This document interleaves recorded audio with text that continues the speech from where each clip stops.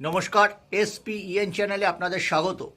এই মুহূর্তে আমি আছি পিয়ারলেসের অন্যতম ডিরেক্টর মিস্টার সুপ্রিয় সিনহার সাথে। সুপ্রিয়দা কিন্তু একজন সফল সাঁতারু, জাতীয় পর্যায়ে ফিন সুইমিংয়ে জাতীয় প্রতিযোগিতায় ম্যাঙ্গালোরে তিনি 45 থেকে 65 ক্যাটাগরিতে তিনি রূপো পেয়েছেন।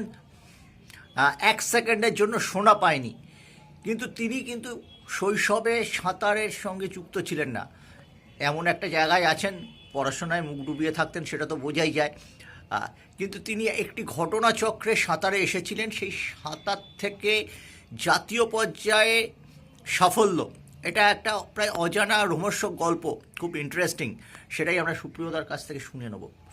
বলুন সুপ্রিয়। আমার নমস্কার, সকলকে হ্যাপি নিউ ইয়ার জানাই। আমার সঙ্গে কথা বলার জন্য আজকে ধন্যবাদ।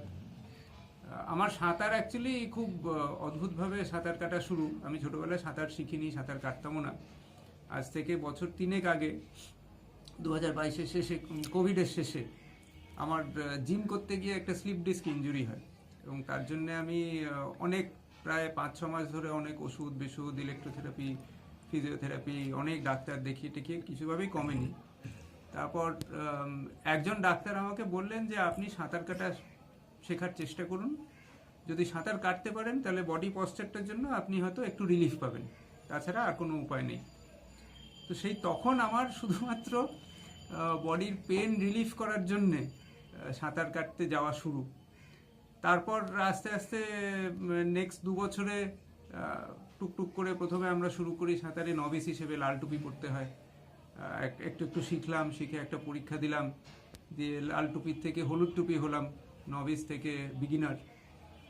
তারপর আরেকটু সাহস বাড়লো, যারা আমার কোচ ছিলেন তারাও সাহস দিলেন, ঠেললেন একটু, আবার পরীক্ষা দিতে বললেন।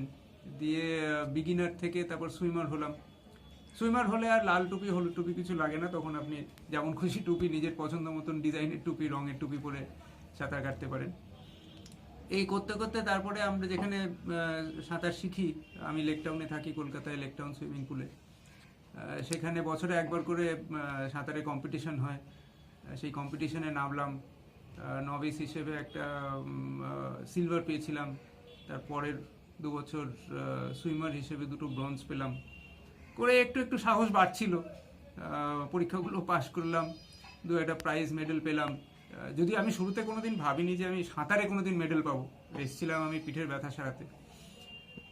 তারপর এই গত বছর 2025 সালে জুন মাসে আমার সাঁতারের যিনি টিচার, পৃথ্বীশ স্যার, উনি বললেন যে সিনহাবাবু আপনি ফিন কিনুন, ফিন সুইমিং করবেন।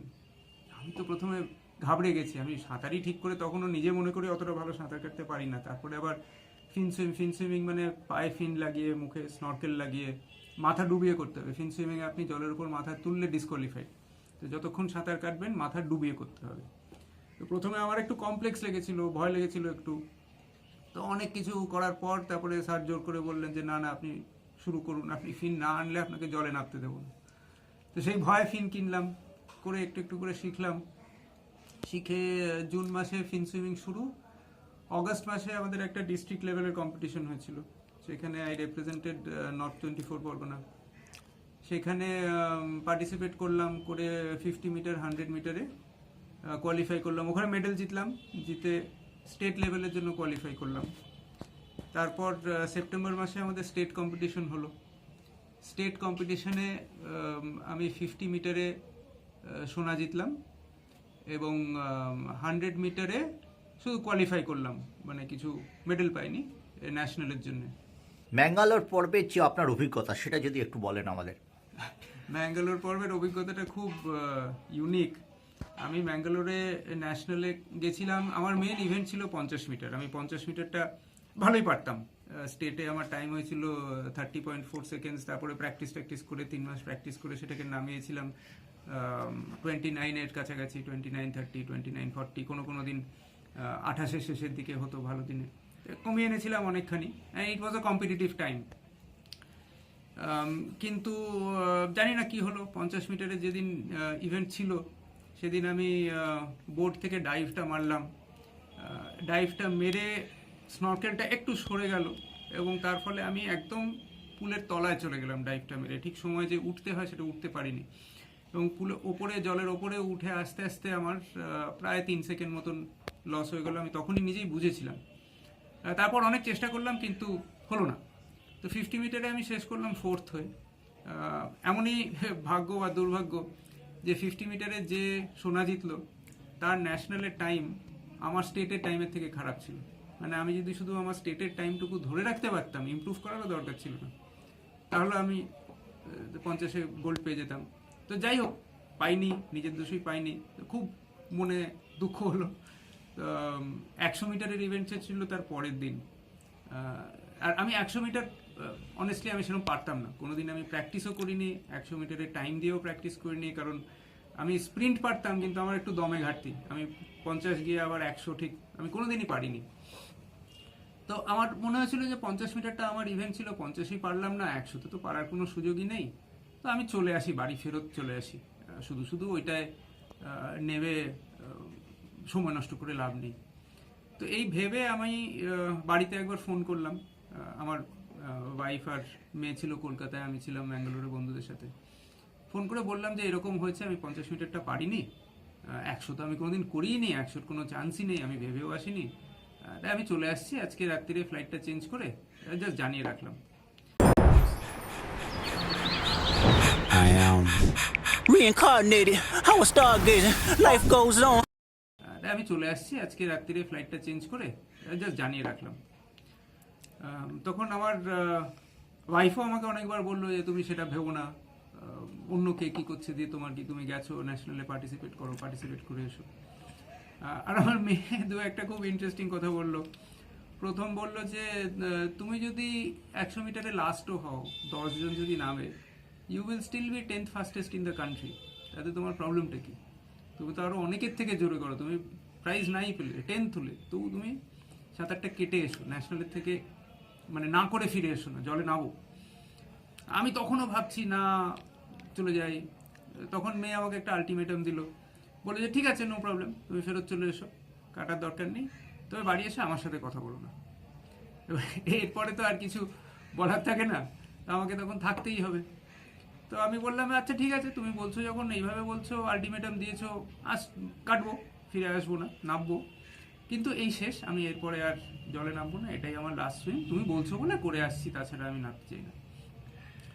তখন আরেকটা জিনিস বললো যে ঠিক আছে, তোমার যদি এটা লাস্ট সুইম হয় তাই বেশ, আর সাঁতার কাটা দরকার নেই, তবে তুমি তোমার লাইফের লাস্ট সুইমটা এমন সুইম করো যাতে তুমি বাড়ি এসে আমাকে প্রাউডলি বলতে পারো আমি জীবনের লাস্ট সাঁতারটা এমন কেটেছি যে আমি সারা জীবন মনে রাখবো।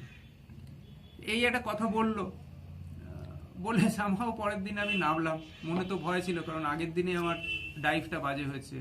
50 মিটার আমার ইভেন্ট, যেটা আমি কনফিডেন্ট ছিলাম পেলাম না, তবু নামলাম, নেমে গেলাম, এলাম, কিভাবে গেছি কিভাবে এসছি, 50 মিটার গেলাম, আবার 50 মিটার ফিরে এলাম, আমি নিজেই জানি না। আমি শেষ 100 মিটার কেটেছিলাম আমাদের সুইমিং পুল পুজোর আগে, বন্ধ হওয়ার আগে, সেটা ছিল 3 মাস আগে, সেপ্টেম্বরের মাঝামাঝি। আর এই কম্পিটিশন হচ্ছিল ডিসেম্বরের শেষে। তখন একবার দুবার আমি 100 মিটারের টাইম নিয়েছিলাম, এসছিল 1 মিনিট 15 সেকেন্ড, 1 মিনিট 16 সেকেন্ড। তো এইবার যে করে এলাম, আমি ফিরে যেই পুলের শেষে ইলেকট্রনিক বোর্ডটা আছে, ওটা যে টাচ করলাম, করি সঙ্গে সঙ্গে বড় লাইভ স্ক্রিনে টাইম, র্যাঙ্ক সব দেখিয়ে দেয়। The competition was absolutely international standards, যেরকম অলিম্পিকে আমরা লাইভ বোর্ডে দেখি সেরকম। তো আমি টাচ করে মাথা তুলে বোর্ডটা দেখে আমি নিজে কিছুক্ষণ বিশ্বাস করতে পারছিলাম না যে এটা কি হলো, মানে এই টাইমটা কার। আপনি জাতীয় পর্যায়ে সুইমিং পুলে নিজে যে অবিশ্বাস্য পারফরমেন্স করলেন, এটার আমরা দেখতাম যে আজকের নতুন প্রজন্ম তারা বাবা মাদের মোটিভেট করে। আগে আমরা দেখতাম, আগে উল্টো জিনিসটা ছিলাম, আজকালকার ছেলেমেয়েরা অনেক স্মার্ট। সেখানে আপনার মেয়ে কি করে এবং মেয়ের যে ভূমিকা, এটা আপনি কিভাবে বর্ণনা করবেন? আমার মেয়ে এখন ক্লাস 11-এ পড়ে। ও খুব সাঁতার কাটে, এমনি পড়াশোনায় ভালো। ওই গত বছর আইসিএসসি দিয়েছে, আইসিএসসিতেও অল ইন্ডিয়া 3rd হয়েছে। নিজেও সাঁতার কাটে, সাঁতারে ওর অনেক মেডেল আছে, ও জলের তলায় আন্ডার ওয়াটার যোগা এসব করে। তো ও খুব খেলাধুলো ভালোবাসে, সাঁতার কাটে, স্কুলে ছেলেদের সাথে ফুটবল খেলে। তা আমার মনে হয় যে এই যে ও আমাকে যে কথাগুলো বললো, এগুলো খুব ইম্পর্টেন্ট। নিশ্চয়ই। তখন আমার মনে হচ্ছিল যে আমি ওর প্যারেন্ট না, ও আমার প্যারেন্ট। একদম ঠিক, একটু আমি doubt এটাই ছিল যে ওই কথাগুলো আমার বলা উচিত বাচ্চাকে, এদিকে বাচ্চা বলছে আমাকে। আমার মনে হয় যে এই যতটুকুই ওর ম্যাচুরিটি এসছে তার কারণ হচ্ছে ও খেলাধুলোটা করে। কারণ এই ধরনের জিনিসগুলো শুধু বই পড়ে বা পরীক্ষা দিয়ে বা মার্কস নিয়ে বা এক্সাম দিয়ে আসে না। খেলাধুলো আমাদের অনেক কিছু শেখায়। খেলাধুলো হারতে শেখায়, জিততে শেখায়, হারতে হারতে কীভাবে জিততে শেখায়, এই জিনিসগুলো শেখায়। আমার মনে হয় ও এত খেলাধুলো করে বলে, খেলা দেখে করে বলে ওর মধ্যে ওই ম্যাচুরিটিটুকু এসেছিল করেই। আমার মনে হয় ও নিজে ভাবছিল যে আমি এই জায়গায় থাকলে কি করতাম, সেই জিনিসগুলোই ও আমাকে বলেছে। এবং তার জন্যই আমি যখন ওই ইলেকট্রনিক স্কোরবোর্ডে টাইমটা দেখলাম, আমি দেখলাম যে 1 মিনিট 10 সেকেন্ড। যারা সাঁতার কাটেন তারা বুঝতে পারবেন যে সাঁতারে 5 সেকেন্ড 6 সেকেন্ড কমানোটা প্রচণ্ড কঠিন ব্যাপার। মানে half a second, fraction of a সেকেন্ডের জন্য লড়াই করতে হয়। তো আমি আজ পর্যন্ত জানি না আমার 1 মিনিট 15-16 সেকেন্ডটা কী করে 1 মিনিট 10 সেকেন্ড হলো। আজকে যদি আমাকে আবার কেউ কাটতে বলে আমি জানি না, হয়তো আবার 1:15 হয়ে যাবে, 1:10 কী করে হলো সেদিন আমি জানি না। বাট সামহাও হলো, হয়ে সেই জন্য ন্যাশনালে মেডেলটা এলো ঘরে। শেষ প্রশ্ন করব, আপনার মাথার উপরেই দেখছি যে এশিয়ান বিজনেস লিডারশিপ সামিট যে অ্যাওয়ার্ড আপনি পেয়েছেন, সম্মানিত করেছেন আপনাকে ম্যান অফ এক্সেলেন্স অ্যাওয়ার্ড, সেটা আপনার কাছে বেশি তৃপ্তির ছিল না এই সাঁতারের, ফিন সুইমিংয়ের এই রূপটা বেশি? তাহলে আরেকটা জিনিস বলি, এটার আগে আরেকটা ছিল। আমি প্রফেশনালি এই যেগুলো দেখছেন এই অ্যাওয়ার্ডগুলো পেয়েছি।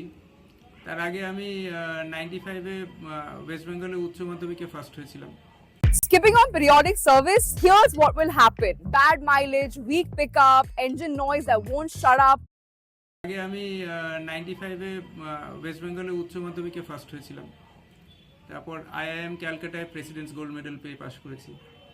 আমার এতদিন মনে হতো যে হায়ার সেকেন্ডারিতে ফার্স্ট হওয়াটা ওয়াজ probably my biggest achievement. Professional এগুলো তো ভালো, IIM ভালো, নিশ্চয়ই আমাদের যা স্ট্যান্ডার্ড ওই সময় ছিল ওয়েস্ট বেঙ্গল বোর্ডের খুব কঠিন, খুব কঠিন ছিল। এবং মাধ্যমিক এবং উচ্চ মাধ্যমিকের যে সিলেবাস সেটা একদম পুকুর থেকে সাগরে চলে যেত, এবং অনেকেই এটা অ্যাকাস্টম করতে পারতো না। ঠিক ঠিক।